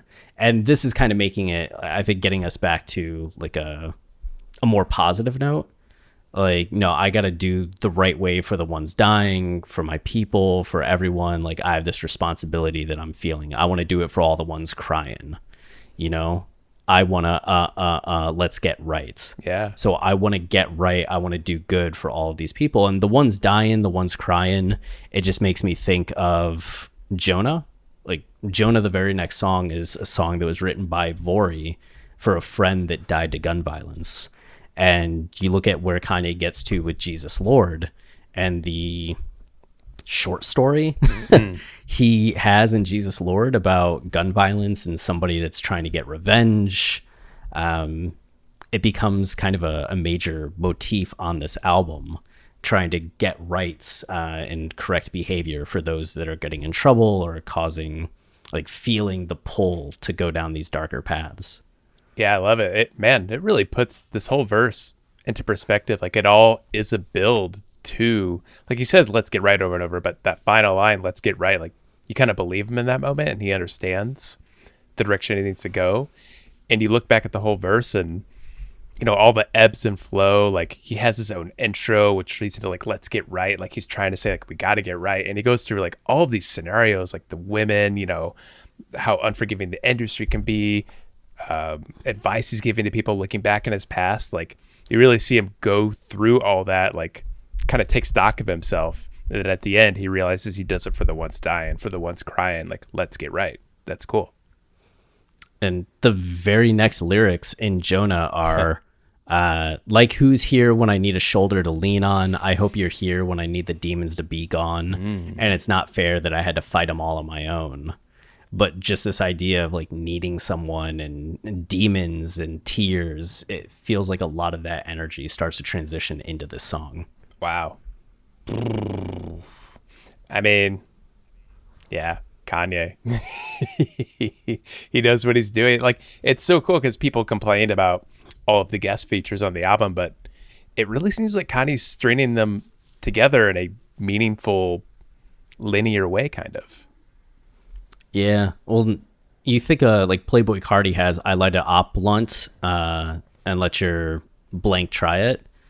And Kanye starts his verse on on Jonah with Smoke a Op Pack Ain't Funny Like That. Yeah. And it's just like, okay. Ooh, yeah. Is this some of the getting right that he talked about? I'm excited to talk about Jonah. That song, man, I just love the feeling of that song. Yeah. God, Vori crushes it. Vori's awesome. MVP of Donda. Yes. What MVF? No, that doesn't work. I was going to say most valuable feature, but it just doesn't flow well. Okay. So, praise God. You know, I was already vibing on the song a lot more since the initial release. It's one of the songs that continues each time I go through the album to rise in my estimations. But I think from the lyrical analysis, it's the song that's had the largest jump to me in terms of just the meaning of it feels a lot deeper and much more impactful and coherent than what I even thought. Totally. Yeah. Because it kind of joins God Breathed in how it feels like it relates to so many other songs on the album so cleanly. Like you can really see how this song was a bit of a centerpiece and would signal a lot of things Kanye's going to talk about later in the album. Yes. So great job. Everybody involved on Praise God. Including us. You know? Yeah. Good job on the analysis, Travis. You know, I was bringing my A game today. I was trying to quote a Baby Keem line, but I can't remember which one would have sounded good. You know what? I got it right. You got it right. I was going to say, you know, I wasn't sure how we were going to do leading up to hitting record, but, you know, we reached channel 10 by the time we hit record. Damn it, I was going to do channel 10. I won't throw up my Uncle Spaghetti tonight? No. I don't know. Baby Keem's better at this than I am. Let's just get Baby Keem to do the show. Yeah. Let's get him to write out what we're going to say and we'll read from a script. Could you imagine watching The Throne, a lyrical analysis of Kanye West, hosted by Chris Lambert and Travis Bean, written by Baby Keem? And he writes little like ad libs I make throughout and I go, aye. Like raise your voice 3 octaves. when delivering this line. Oh, God. Okay. Well, I'm excited for Jonah. That'll be a good one. Yeah, can't wait. But until then, It'll be... Wait, do you have something else to say? No. Well, I was just going to say, like the ocean that surrounded Jonah when he was stuck in that whale, we need you to stay wavy. Wow. And keep it loopy.